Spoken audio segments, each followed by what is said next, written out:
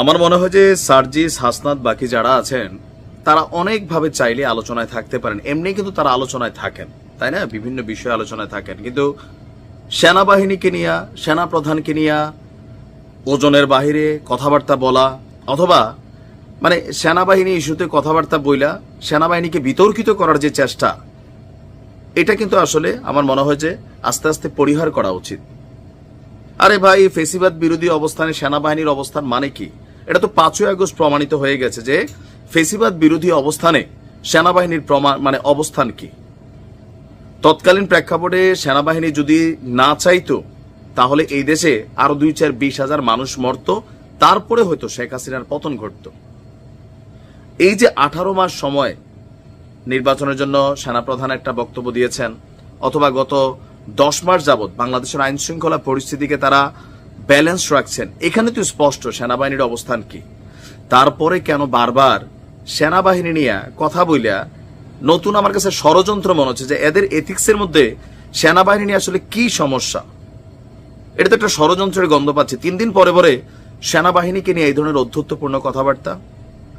আজকে জাতীয় নাগরিক পার্টির উত্তরাঞ্চলের মুখ্য সংগঠক সার্জিস আলম বলছেন, বাংলাদেশ সেনাবাহিনীকে আমরা এখনো যথেষ্ট সম্মানের জায়গায় রাখি, কিন্তু ফ্যাসিবাদ বিরোধী লড়াইয়ে তাদেরও স্পষ্ট অবস্থান এবং কার্যক্রম আমরা দেখতে চাই।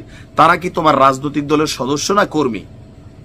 না, আমরা বুঝতে চাই যে সেনাবাহিনী কি কোনো রাজনৈতিক দলের কর্মী, সেনাপ্রধান কি কোনো রাজনৈতিক বক্তব্য দিবেন নাকি না আলাদা কোনো কর্মকাণ্ড করবেন। এখন কেন এই কথা বলছে?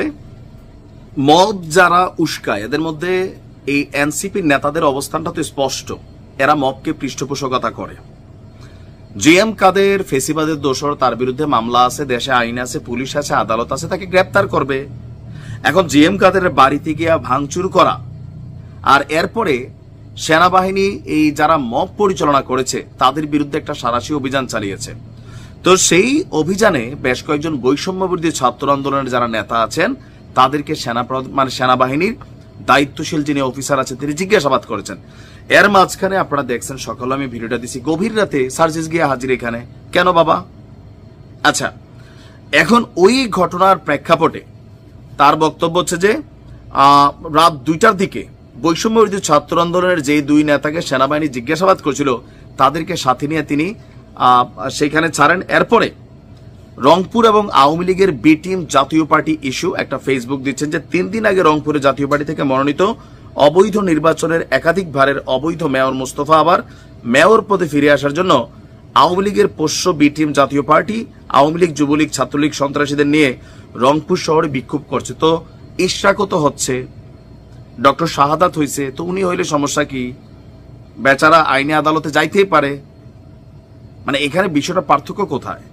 নাম্বার 2, আওয়ামী লীগ এবং ভারতের সঙ্গে নেগোসিয়েশন করে সাময়িক বিরোধিতার ভান ধরে বিরোধী দলের যাবতীয় সুযোগ সুবিধা গ্রহণ করছে জাতীয় পার্টি। এমনকি বিএনপি জামাত যখন প্রহসনের অবৈধ নির্বাচন থেকে দূরে থেকেছে সেখানে জাতীয় পার্টি, তো এই জায়গা থেকে তো জাতীয় পার্টি সমালোচিত। তাদের বিরুদ্ধে বিভাগীয় ইনভেস্টিগেশন হোক, আইন আদালতে মামলা হোক, মানে এগুলোর জন্য যেগুলো রাষ্ট্রের আইনের কাঠামোর মধ্যে আছে ওইগুলোতে তোমরা যাও। ওইটা না করে তার বাড়িতে গিয়ে ভাঙচুর করার চেষ্টা করা, হুন্ডা জ্বালাই দেওয়া, তারপর হচ্ছে এগুলো তো ভাই হইতে পারে না, এটা তো কখনোই কাম্য না, তাই না? নাম্বার 3, জাতীয় পার্টির চেয়ারম্যান জিএম কাদের রংপুরে গিয়ে স্থানে জাতীয় পার্টি এবং আওয়ামী সন্ত্রাসীদের সঙ্গে নিয়ে মাঠে নামার পরিকল্পনা শুরু করছে। তুমি কেমনে বুঝছো? যদি তোমার কাছে এই তথ্য থাকতো তাহলে পুলিশকে দিতা। আইন শৃঙ্খলা বাহিনী আছে, গোয়েন্দা বাহিনী আছে, তারা রিপোর্ট পায় নাই, তুমি রিপোর্ট পাইয়া গেছো। তুমি কি গোয়েন্দা বাহিনীর চেয়েও বড় গোয়েন্দা? এগুলো প্রশ্ন আসতে পারে। অতঃপর যখন রংপুরের ফেসিবাদ বিরোধী ঐক্য একসঙ্গে জিএম কাদের এবং জাতীয় পার্টির বিরুদ্ধে মিছিল করে তখন জাতীয় পার্টি নাকি তাদের উপর হামলা করে।